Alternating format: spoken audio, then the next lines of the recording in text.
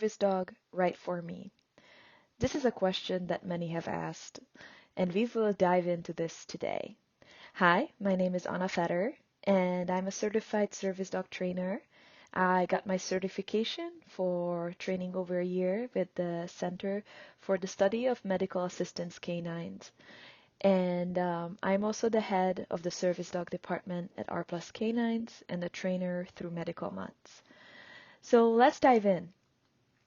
First, have you ever thought of what you need in order to get a service dog? Well, one of the first things you need is a disability that can be helped by a dog, right? And another very important aspect of this is also a support system. When we place service dogs, we don't really place them if you do not have a support system. Just because things happen, sometimes the dog may not be able to go with you for a longer hospital stay, and it's important that you have people that can support you through challenging times, especially the first year of having a service dog is full of surprises, adjustments, and learning about each other as a team. Another thing you really need in order to get a service dog is a deep love of dogs. Because, of course, if you don't like dogs, most of the things they do will not suffice for you. And how do you know if a service dog is right for you, right? That's something I've also considered before when people have asked. And I've come up with three larger ideas to address this question. One of them is really encouraging you to take a look at your life. Is your life conducive to a dog? Because don't forget, it's a service dog, not a service robot. So, is it the right choice for you in the sense that do you like exercising outside? Are you going to be okay if you need to play fetch with your dog or take them for a walk or a hike? Is that something that you're happy to do? Um, is a routine something that you feel like you would benefit from? Because dogs do thrive on routine, so you have to make sure you're able to meet their needs, right? It is a team effort after all. They won't save you and you won't save them, but together you can increase your independence in many cases, and together you can, in many, many times, accomplish more. Another thing that I think about is all the things you want to consider before you get a service dog, right? So what I just said is also something that you should consider beforehand, but especially if it's an owner-trained dog or a dog you send for a board and train or day training with us, those things are not as big of a lifestyle change because you already have the dog, you already take them for a walk, you already play fetch, you already have a routine set up. What other considerations should you have before diving into this journey? Well, one of the things I would like you to think about is make sure you have realistic expectations. This is a dog. It is a highly trained dog with a special temperament, but you still need to work as a team. They will still make mistakes, so will you, and you have to face the situations together and not just assuming blindly that the dog will be able to make the right choices and figure it out on their own. Another thing I would encourage you to think about beforehand is how settled are you with your disability, right? Or disabilities. Um, are you ready to face your disability and think through what are the things that this dog could help with? And are you settled enough with your disability to put a permanent label on yourself when you go outside that, hey, I have a disability? Because many, many invisible disabilities other people won't know about because they just cannot tell by walking past you. But the moment you have a dog next to you in a service dog vest, it not only attracts more attention, but it also makes it easily visible that you do have a disability. Is this something that bothers you? Is this something you're okay with? This is something I strongly encourage you to think about because all of these feelings are valid in both directions, but this is something that you should consider before embarking on this journey. Last but not least, the third big category I would encourage you to think about is the benefits and the responsibilities of having a service dog. So, do you feel like that the benefits outweigh the extra responsibilities that the dog means, right? Do you feel like that a dog alerting for your seizure and maybe offering deep pressure therapy if your seizures are not grand mal, meaning that you don't shake a lot so that it's safe for the dog to be around you, is that such a big help that the dog can alert that it's okay for you to take on to the additional responsibility of maintaining the training of this dog, taking care of this dog, paying its medical bills, paying for dog food, and all these extra things, right? Or do you feel like that all these extra things are just overwhelming and too much? And there is not enough benefits you could get from having a service dog because the responsibilities are just too much. Again, I encourage you to be honest with yourself, right? This is a judgment-free zone, and it's much better to kind of evaluate these things in advance and be honest with yourself. Because if you already have the service dog and you have unrealistic expectations, you will be disappointed, right? And you may even regret getting a service dog, which is what leads to buyer's remorse in many cases, because in many cases, right, we hope that this dog will be able to save us or will be able to make much bigger changes in our life than they can. And when you go into it with that expectation and there isn't an immediate relief, or maybe there are additional things that you now have to do because of the dog, and you're also out of quite a bit of money, that's when people experience buyer's remorse. So this is something I just want to mention in advance so that you're aware of it and it's kind of part of your thinking process. Now, what are the types of service dogs we see, right? So there are a couple common type of service dogs, like guide dogs, hearing dogs, mobility assistance dogs, medical alert dogs, such as diabetic alert dogs, allergy or seizure alert dogs. Then we also have psychiatric service dogs, autism assistance dogs, and seizure response dogs. The reason these are the most common types of service dogs is because we have many tasks that over the years the industry has developed that help to mitigate these disabilities, right? That doesn't mean that you cannot have a cluster or multiple of these disabilities, or you could probably have a disability that is not listed here that the dog still may be able to help with. So this is not an exclusive list. It is just a list that is industry standard, and we most commonly train and place dogs for people that fall in one or multiple of these categories of disability.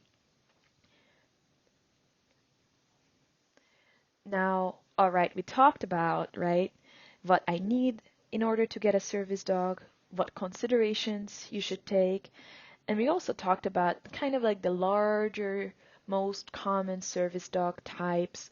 And maybe you're thinking, this is all great.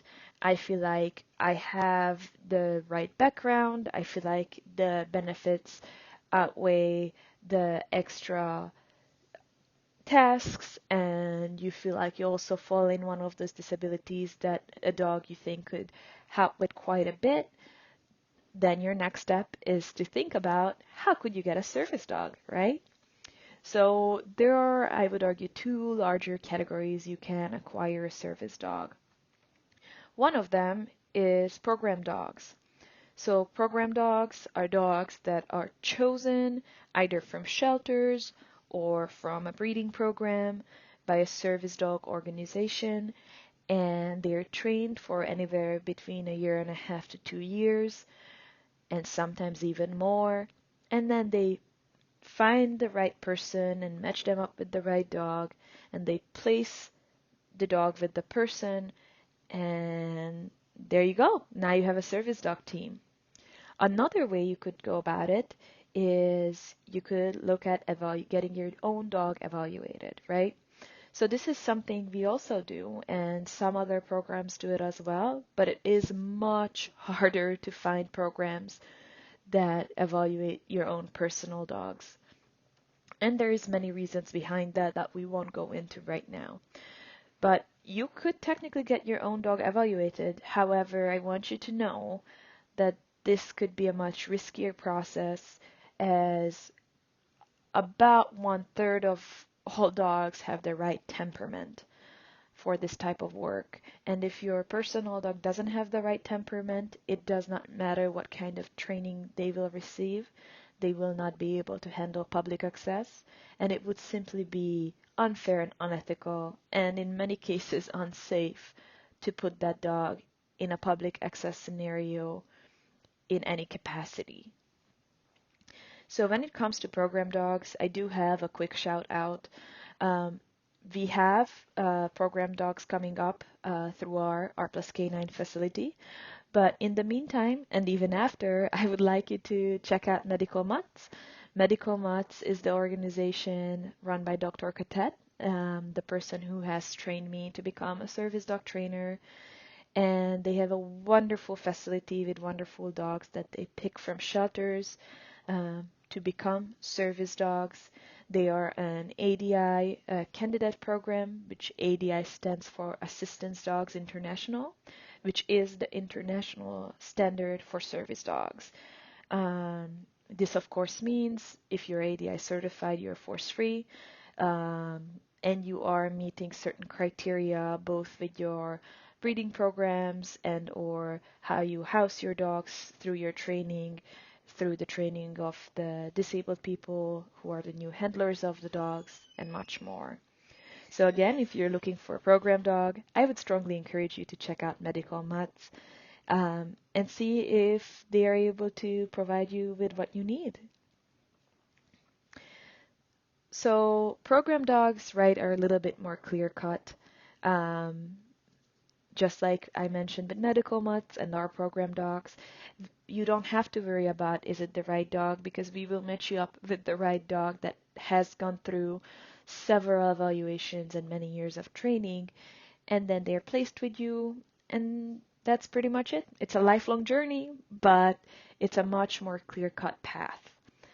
But when it comes to evaluating your own dog, there is a chance that they won't make it. If your dog does make it, they will be a service dog with public access right. If they don't have the right temperament, we are still able to task train them. So they could be an in-home service dog. So while they may not be able to handle the real world out there with all of its scary distractions and such, they could still alert, or they could still help you in many other ways within your home and familiar environments. And if that's not the case because you don't want to do that, or um, for whatever reason you don't think that's an option, you could always just keep them as an emotional support animal, ESA, which of course they do not have any service dog-like rights. They just can live with you in a non-pet friendly place. You could keep them as your pet. You could look into doing sports with them and so much more, right? So just because your dog was not cut out to be a service dog, don't get down on them, right? We all have different paths in life, and just because one of us is not great at something you wanted them to be great at doesn't mean they cannot be great in many, many other aspects. And while we're on the topic of owner trained service dogs, I also want to warn you about scams.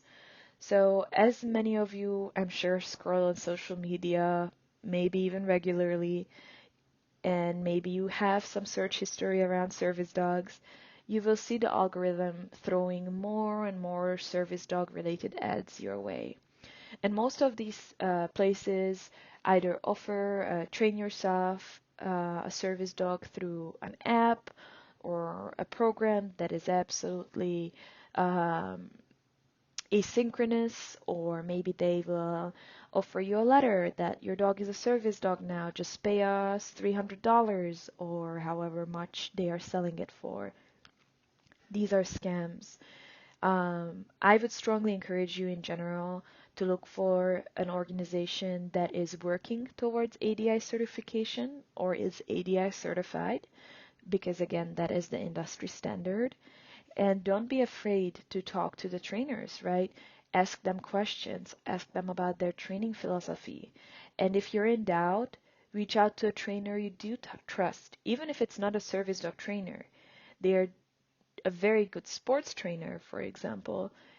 They can help you filter out scams or trainers who may not be scams, but they don't really know what they are doing, from organizations and trainers who are truly dedicated to producing high quality service dogs and are dedicated to making sure that you and your service dog will be set for as long as the dog is working.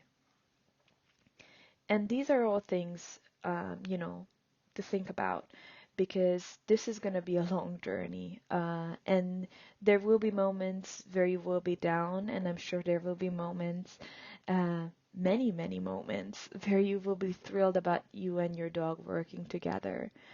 But I just encourage you to watch this presentation and take the time to think through if this is an option for you that will make your life easier, and if this is an option for you that you would like to proceed with.